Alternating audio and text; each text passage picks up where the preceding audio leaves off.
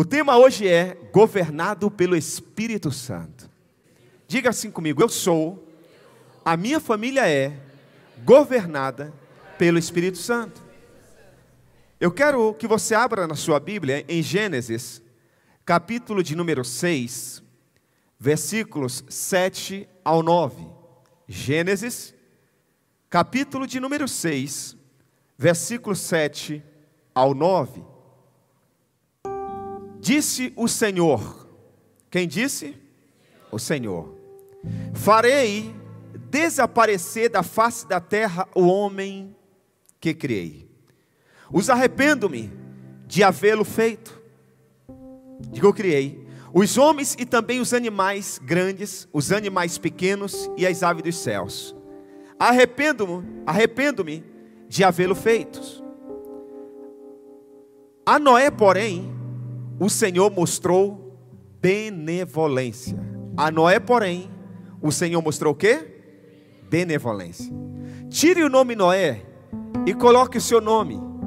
Diga, eu vou falar Isaac, você vai falar o seu nome. Eu vou dizer, a Isaac, porém, o Senhor mostrou benevolência. Vamos fazer isso no 3? 1, 2, 3. Mais uma vez, 1, 2, 3. Benevolência, o Senhor mostrou bondade, misericórdia. Esta é a história da família de Noé. Preste atenção. O Senhor vai contar a história da família de quem? Noé. Quando você vai contar a história da família de alguém, como que você começa contando essa história? Por exemplo, eu vou contar a história da família do Jean. O Jean tem uma esposa. O nome da esposa do Jean é Monique. O Jean e a Monique, eles têm 2 filhos. O mais velho, o nome é Joaquim. E o mais novo é José. O Jean, ele tem uma profissão. Ele é muito bem sucedido. Ele é membro da igreja Vida Triunfante. Ele está há tantos anos na igreja. E casou na igreja há tantos anos. É assim ou não é? Mas com Noé é diferente. Olha como o Senhor conta a história da família de Noé. Noé era homem. Noé era homem justo, íntegro, entre o povo da sua, e ele andava com... Cadê a história da esposa de Noé? Cadê os filhos de Noé? Cadê as noras de Noé? Os netos de Noé? Deus não falou nada sobre a família de Noé. Deus falou sobre Noé. O que a gente aprende com isso? Que a minha história é a história da minha família. Se eu sou íntegro, a minha família vai ser íntegra. Se eu sou justo, a minha família vai ser justa. Se eu me desvio do mal, a minha família vai se desviar do mal. Se eu sou amigo de Deus, a minha família será uma família amiga de Deus. Você pode declarar isso e dizer: a minha família é uma família amiga do Deus vivo. Aleluia. Declara aí, diga: a minha família é amiga de Deus. Aleluia. Diga: a minha família é amiga de Deus. Eu vou perguntar: a sua família é amiga de quem? Você vai falar de Deus. A sua família é amiga de quem? A sua família é amiga de quem? Você é amigo de quem? De Deus. Preste atenção, homens. Olha a nossa responsabilidade. Esta é a história da família de Noé. Noé era homem justo, íntegro entre o povo da sua época, e ele andava com Deus. Preste atenção. Se a Bíblia diz, o próprio Deus diz que Noé era um homem íntegro entre o povo da sua época, isso significa que o povo da sua época não eram mais íntegros. Quando Deus olhava para o povo daquela época, Deus só via um homem íntegro chamado Noé. É importante nós entendermos isso, que depois da rebelião de Adão e Eva, a cultura do mundo se tornou tão má que ela teve que ser virtualmente destruída para que a linhagem de Deus, da descendência de Deus, a descendência vindoura, fosse preservada. Este é o porquê do Criador, o Senhor Jesus Cristo, vinha até um homem chamado Noé, e instruí-lo a construir uma arca para salvar a si mesmo, a sua família, da inundação que destruiria os habitantes da terra. Sua mensagem era essencialmente esta: Noé, as pessoas do mundo se tornaram totalmente ímpias. Eu preciso preservar uma linhagem pura. Imagina isso. Deus tem uma reunião com Noé. Deus diz: Noé, eu quero conversar com você. Compareça na minha sala. Já pensou Deus falar isso para você? Wagner, compareça na minha sala. Eu quero ter uma conversa com você. Aí Deus disse para Noé assim: tem ali o senhor Noé, é um homem íntegro também, cheio do Espírito Santo. Amém, Noé? Glória a Deus. Olha aqui, Noé, é o seguinte: eu vou destruir a humanidade. Eu quero dar continuidade ao meu projeto original. Um povo puro, um povo santo, um povo sem maldade, um povo justo, um povo que se desvia do mal. Mas olhando para toda essa humanidade, Noé, eu não encontrei ninguém a não ser você e sua família. Você já imaginou isso? Deus diz: eu quero dar continuidade ao meu plano original. Portanto, eu vou começar novamente com você e sua família, porque você tem um coração que é obediente em relação a mim. Deixa eu fazer uma pergunta para você. É uma pergunta, não é uma afirmação e muito menos uma acusação. Uma pergunta: se Deus hoje, preste atenção, se Deus hoje decidisse, Marcos, destruir a humanidade, Deus falasse: eu não aguento mais a malignidade desse povo, eu vou destruir, mas eu preciso escolher uma família. A minha pergunta é: será que Deus escolheria a sua família para preservar e recomeçar o projeto original dele aqui na terra? Será que Deus escolheria a sua família? Se a sua resposta é: pastor, eu acho que não, vamos rever os seus conceitos agora. Vamos ver o que está faltando para que a nossa família seja escolhida. Hoje, Deus não fará mais isso. Deus não vai destruir a humanidade. Mas Deus tem um projeto para a sua família. Porque através do projeto que Ele tem para a sua família, Ele vai abençoar outras famílias. Deus continua com o plano de restauração, de restituição das famílias aqui na terra. Muitas famílias precisam desse contato com o Criador, precisam dos princípios e valores cristãos, precisam estar pautados na palavra de Deus. E quem vai instruir essas pessoas? Quem vai levar essas pessoas até Jesus? Somos nós. Nós somos representantes legais dos céus aqui na terra. Jesus disse que a igreja dele é sal da terra e luz do mundo. Nós estamos aqui para fazer a diferença por onde passarmos. Nós somos promotores da paz. Nós somos mensageiros das boas novas. Nós somos aquele que leva a cura. Nós somos aqueles que levam a esperança. Nós somos aquele que levam a saída para quem não vê saída. Nós somos aquele que leva uma palavra de encorajamento, uma palavra de fé, uma palavra de renovo, uma palavra de vida, uma palavra de transformação, uma palavra de restauração, uma palavra que leva as pessoas a viverem um novo tempo, uma nova história em Cristo Jesus. Aleluia! Deus continua com o projeto dele. Será que ele pode contar com você? Repare que as palavras do Senhor Deus para Noé depois do dilúvio foram quase exatamente as mesmas daquelas palavras que ele usou com Adão no início de tudo. Gênesis 9:1. Deus, depois do dilúvio, Deus abençoou Noé e seus filhos, dizendo-lhes: sejam férteis e multipliquem-se. Sejam férteis e encham a terra. As mesmas palavras, ou seja, Deus está dizendo: Noé, eu vou recomeçar tudo outra vez, mas agora com então você vai ter mais filhos, seus filhos casarão e terão mais filhos, e os seus netos vão casar e vão ter mais filhos, tudo a partir de você porque eu quero que o meu plano continue prevalecendo. Meu irmão, essa mensagem continua para nós nos dias de hoje. O Senhor Deus estava continuando com a família de Noé o mesmo programa que Ele começou com Adão e Eva. Não mudou o seu propósito original para a humanidade na terra por causa da rebelião. Ao invés disso, Ele estava trabalhando em seu plano para restaurá-lo. Noé não era, na verdade, a fonte da restauração, mas era parte da linhagem pura, separada, que precisava ser preservada para a descendência vindoura. O dilúvio mundial e a sobrevivência de Noé e sua família na arca era resultado do reino manifestando sua influência através da fé de Noé, colocada no Rei Senhor Jesus Cristo, com propósitos máximos para a humanidade. Deus tem propósitos lindos para a nossa humanidade. Depois de Noé, através de Noé, vem um homem chamado Abraão.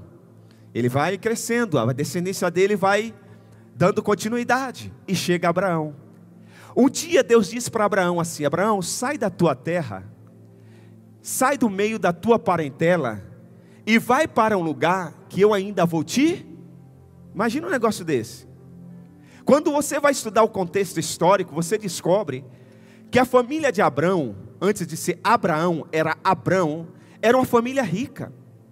Era uma família que tinha transportadora da época, para aquele mundo da época. Tinha um grande número de camelo. Abrão não era um cara que não estava fazendo nada. Não era um jovem que estava no videogame. Não. Abrão era um homem ocupado.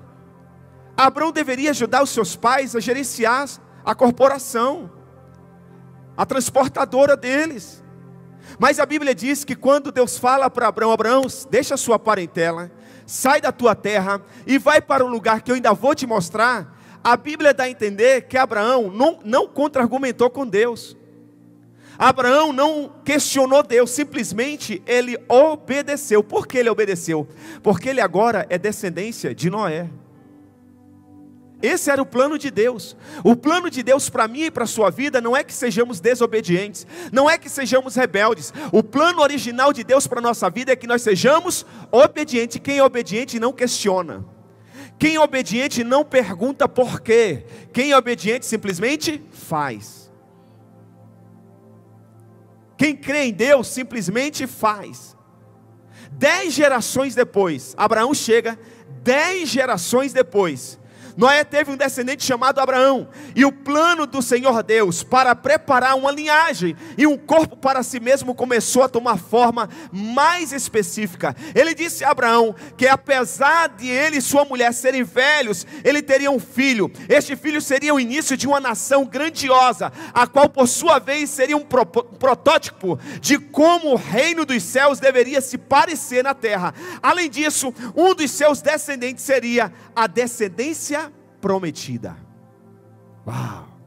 Em Gênesis 18, versículos 10 e 11. Então disse o Senhor: voltarei a você na primavera, e Sara, sua mulher, terá um filho. Sara escutava a entrada da tenda, atrás dele. Abraão e Sara já eram velhos, de idade bem avançada, e Sara já tinha passado da idade de ter filhos. Olha a promessa. Primeiro, preste atenção, Deus nunca vai falar para você: você vai ter filhos. Primeiro Deus vai mandar você sair da sua parentela. Deus vai mandar você sair da sua terra, e Ele vai provando a sua fé, a sua obediência e a sua justiça. Tem gente que está esperando Deus descer e colocar Ele, sei lá, no meio a uma luz divina, pegar Ele e exaltar e colocar em um pedestal maravilhoso, para depois Ele fazer alguma coisa para Deus. Não, Deus vai te provar aos pouquinhos. Deus vai testar você aos pouquinhos, e conforme você vai sendo fiel, conforme você vai obedecendo, Ele vai te promovendo, até você chegar a ter filhos e filhas espirituais, até você ser abençoado em tudo aquilo que você colocar as mãos. É importante nós entendermos isso. Eu quero dar rapidamente aqui 3 passos. 3 passos necessários para vivermos na dependência do Espírito Santo. Quantos passos? 3 passos. Para vivermos, 3 passos necessários para vivermos na dependência do Espírito Santo. Quais são, pastor? Os 3 passos, anote: crer, obedecer e justiça. Diga comigo: crer, obedecer e justiça. Mais uma vez: crer, obedecer e justiça. Só vocês no 3. 1, 2, 3. Outra vez. Crer, obedecer e justiça. Crer. Primeiro, crer. Hebreus, capítulo 11, versículo 6 ao 10. Diz assim a palavra de Deus: sem fé é impossível agradar. Sem fé é impossível agradar. Pois quem dele se aproxima precisa o quê? Crer que ele existe e que recompensa aqueles que o buscam. Preste muito bem atenção. Deus, o nosso Deus, é um Deus recompensador. Diga: o meu Deus é um Deus recompensador. Nada do que você faz para Deus ficará sem recompensa. Ele diz: lança o teu pão sobre as águas, e depois de muito tempo, ou muitos anos, encontrarás. Ele diz que se você for fiel a Ele, que tudo que você semear, você vai colher a 30, a 60 e a 100 por 1. Tudo que você semear, você vai colher a 30, a 60 e a 100 por 1. Deus é um Deus recompensador. Eu já vi pessoas dizendo assim: pastor, mas como que pode? Eu vou dar uma oferta, eu vou dizimar, pedindo algo em troca a Deus. Ele está esperando isso mesmo. Porque só o tolo faz alguma coisa sem esperar recompensa. Só o tolo, eu vou responder, só o tolo faz alguma coisa sem esperar recompensa. Foi Deus que colocou isso em nós, não é interesse, faz parte da natureza. Todo agricultor, quando semeia, ele espera o quê? Colher. Jesus veio ao mundo sem propósito ou com propósito? Qual que era o propósito dele? Que todo aquele que nele crê, não pereça, mas tenha a vida eterna. Ele diz: quem crê no Senhor Jesus e será salvo tu, recompensa, crê a semente. Salvação é a colheita. Quem está me entendendo diz amém. Então mude a sua mentalidade com relação a isso. É uma mentalidade religiosa. Porque aí, se você não tem recompensa, você dá esmola, você não dá o melhor. Quando a gente sabe que nós não vamos colher, a gente lança qualquer semente. Quando a gente tem convicção que vai colher, a gente coloca a melhor semente. Só que o diabo não quer que você colha. Então ele faz você ter um espírito de religiosidade, para em vez de você dar o melhor, você dá esmola. E você vai ter colheita de esmola. É forte isso. Eu estou te ensinando. Estou mudando o seu conceito, eu estou abrindo a sua mente. Por isso que a gente não dá aquilo que não serve para nós, para ninguém. Uma roupa que não presta, um sapato furado, uma calça rasgada, algo que não te agrada, você não dá para ninguém. Você só dá para alguém aquilo que te agrada. Você só pode dar para alguém aquilo que te faz bem. Se a roupa, o sapato não te faz mais bem e não te traz boas lembranças, jogue no lixo e não dê para ninguém. Por isso que nós temos um hábito lá em casa: todo quilo de alimento que a gente traz ou dá para alguém, a gente dá a mesma qualidade que a gente consome lá em casa. Se o arroz é Camil, a gente dá o arroz Camil. Se o açúcar é União, a gente dá o açúcar União. Se a gente vai comer a picanha, a gente dá a picanha. Não é porque eu vou no churrasco que eu vou comprar a pior linguiça. Eu vou comprar a mesma linguiça que eu compraria para comer sozinho, comigo e a minha família em casa. Eu vou levar para a festa de comunhão. Quem consegue me entender diz amém. Porque aquilo que eu semear, eu vou colher. Você quer ter visita nos seus dias de angústia? Você quer que alguém vá te visitar no hospital? Visite pessoas agora no hospital. Você quer ser abraçado quando chegar na igreja? Abrace as pessoas. Você quer que as pessoas sorriem para você? Sorrie para as pessoas. Você quer ser amado? Ame as pessoas como elas são. Não espere as pessoas mudarem para depois você amar. Ame ela como elas são. Uma coisa são os pecados das pessoas, outra coisa são as pessoas. Pecado nós nunca vamos amar, mas as pessoas sempre nós amaremos. Posso ouvir um glória a Deus? Então preste atenção. Deus é um Deus recompensador. Deixa eu falar uma coisa para você. Muito do que eu vivo hoje, eu acredito que 90% do que eu vivo hoje é colheita do meu passado. Eu sou hoje resultado do meu passado, e amanhã eu serei resultado do meu hoje. Vou repetir. Eu sou resultado hoje do meu passado, e amanhã eu serei resultado do meu hoje. Você está reclamando hoje? É porque você não semeou no passado. Você não tem hoje? É porque você não guardou no passado. Mas não está tudo perdido não. Comece a fazer hoje, para você colher amanhã.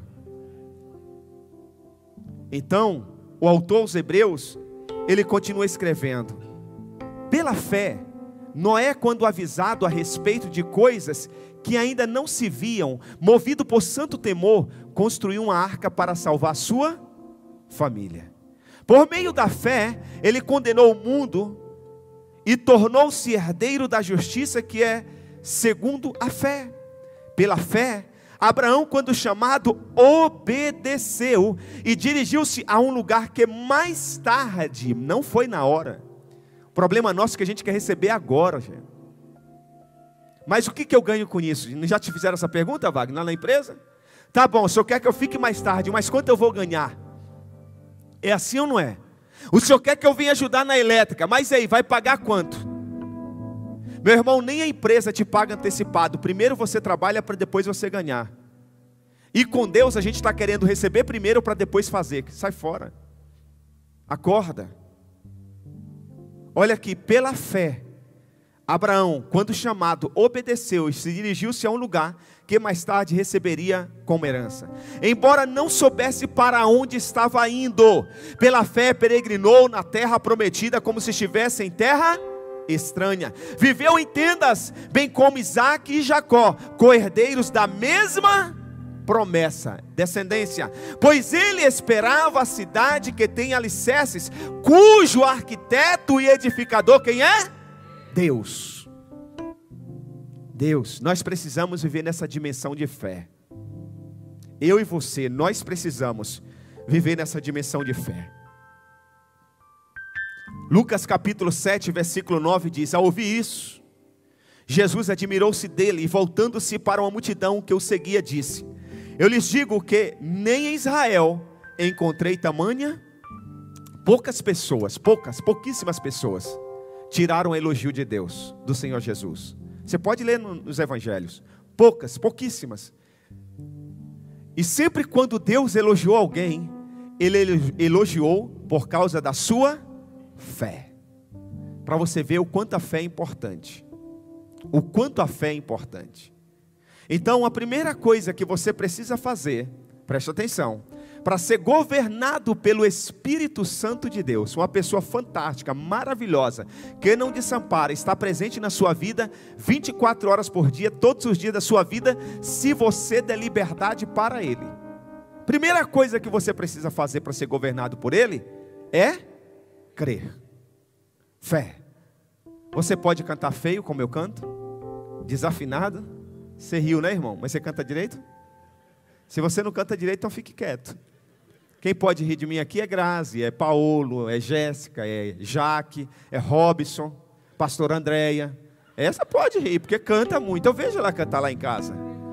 Eu vejo, rapaz, entendeu? É os céus na terra. Aleluia, porque nos céus não tem afinação. Jesus entende tudo. Aleluia. Olha aqui. Aleluia, preste atenção. E tem uma professora de canto ali também, né? Canto lírico.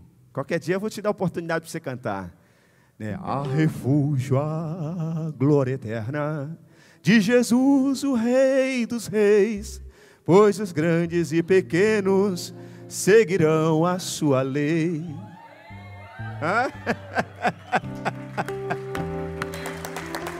Aleluia! Glória a Deus. A segunda coisa que você precisa fazer para ser governado pelo Espírito Santo é obedecer. Obediência é o alfabeto cristão. Obedecer. Irmãos, você pode fazer tudo para Deus, mas se você não for obediente, você não será governado pelo Espírito Santo. 1 Samuel capítulo 15, versículo 22 diz assim: Samuel, porém, respondeu: E respondeu para Saul: acaso tem o Senhor tanto prazer em holocausto e em sacrifício, quanto em que se obedeça a sua palavra? Deixa eu falar uma coisa. Você pode não saber cantar, você pode não saber dançar, você pode não saber pregar, a sua oferta pode ser a menor nesse altar, mas se você crer fielmente na pessoa do Senhor Jesus Cristo, e você decidir obedecer fielmente a palavra de Deus, você será governado pelo Espírito Santo. E sabe o que acontece com a pessoa que é governado pelo Espírito Santo? Ela prospera em tudo, ela cresce, ela amadurece, o Espírito Santo promove ela, o Espírito Santo leva ela a lugares que ela nunca imaginou, o Espírito Santo vai na frente, abrindo portas para essa pessoa, onde não tem caminho, ele abre um caminho. Se você chegar na frente do mar, e ele não quiser abrir o mar, porque ele pode também, ele já fez isso e faz quando ele quiser, ele pode fazer você andar sobre as águas, entendeu? Ele é uma pessoa maravilhosa, mas primeiro você tem que crer e você tem que obedecer. Tem gente que faz um monte de coisa para Deus, mas não obedece, faz um monte de sacrifício. Conheço pessoas que perdem a saúde por causa de emprego, porque quer prosperar, quer pagar as contas. Eu conheço pessoas que perdem a família por causa de dinheiro, ou por causa de sucesso, por causa de conquistas. Não precisa de nada disso.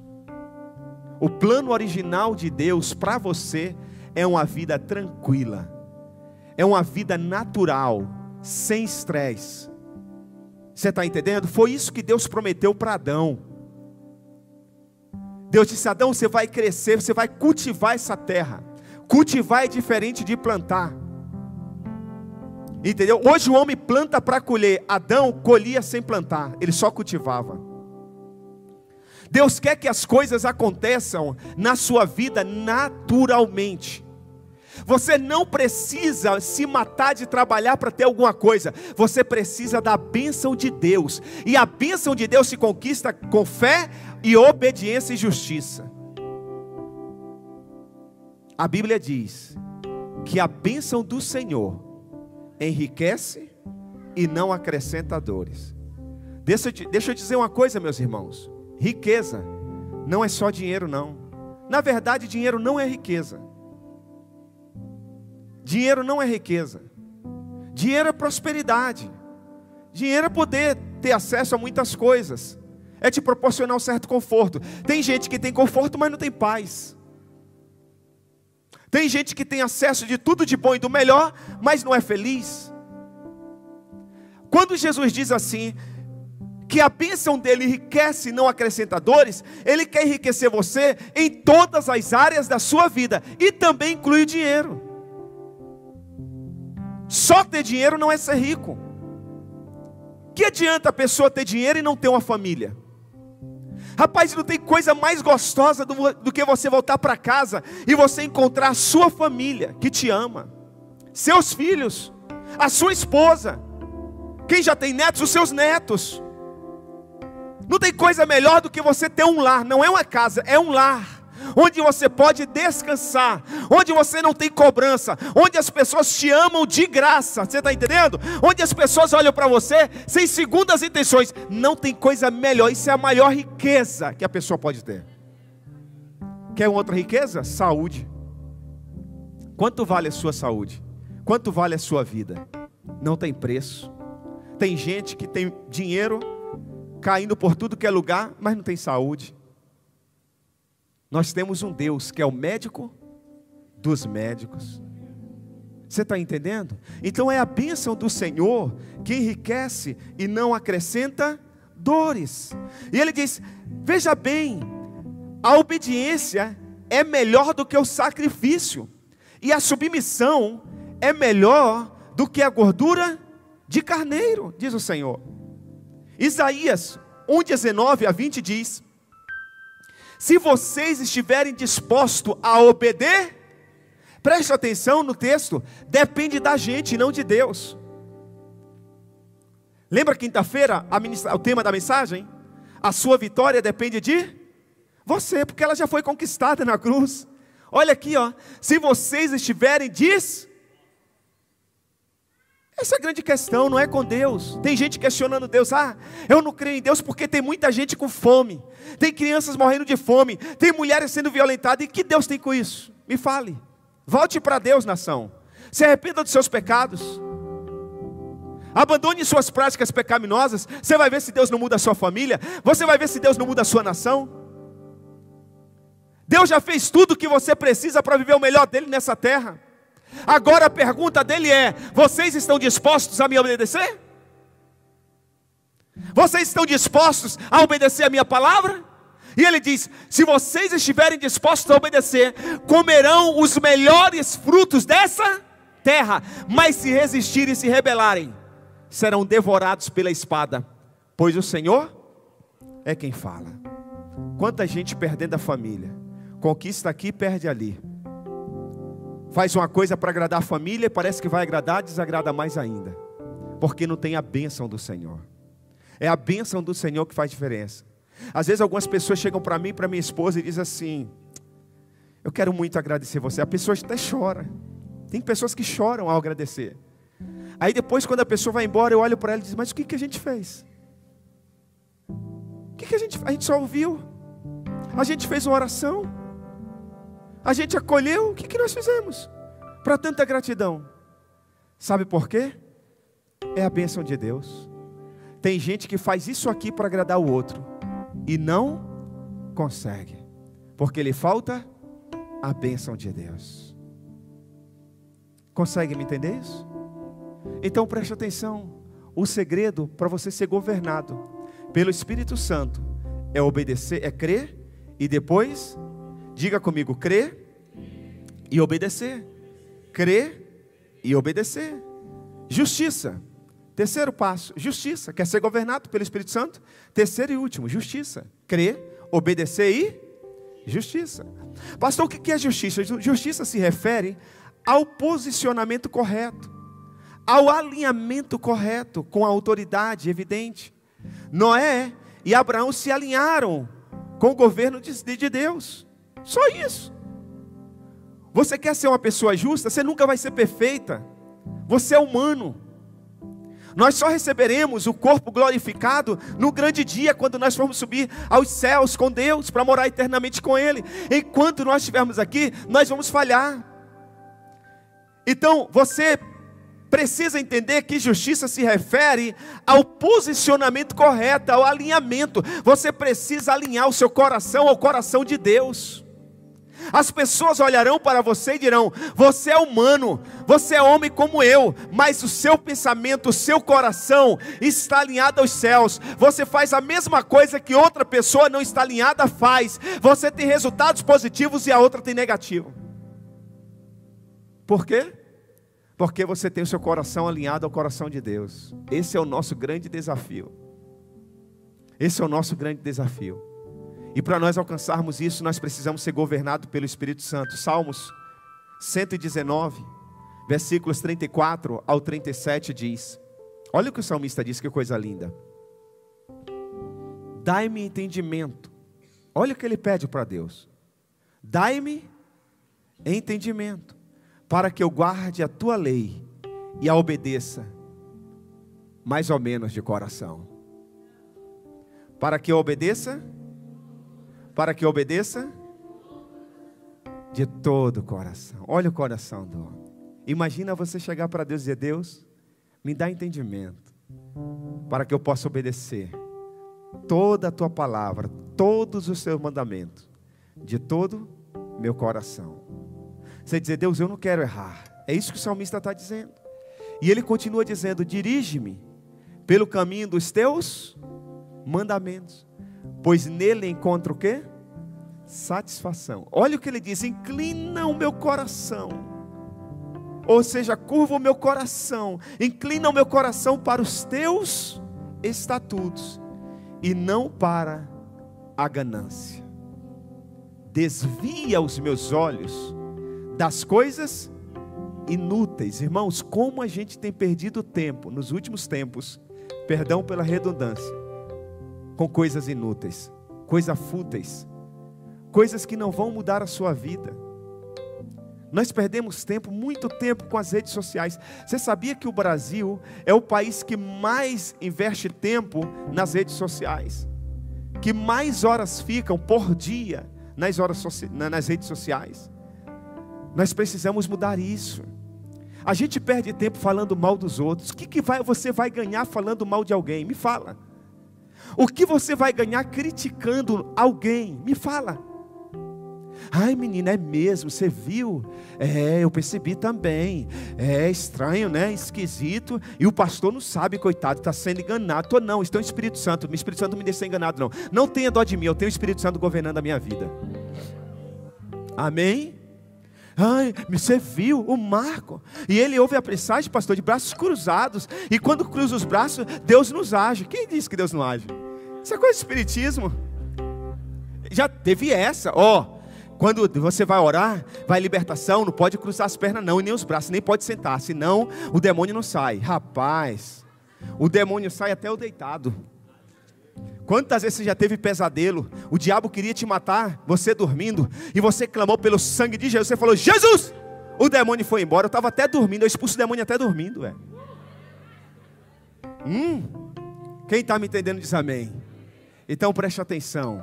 O salmista diz, desvia os meus olhos das coisas inúteis, faze-me viver nos caminhos que traçastes. Homem, a coisa mais inútil é você ficar olhando para a mulher dos outros, ficar pecando.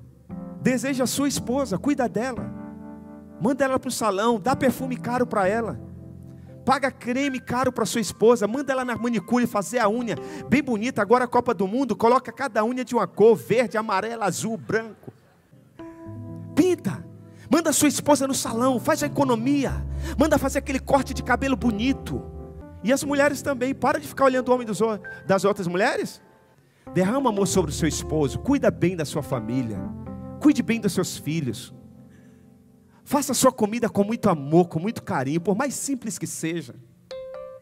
Entendeu? Cuide bem da roupa deles.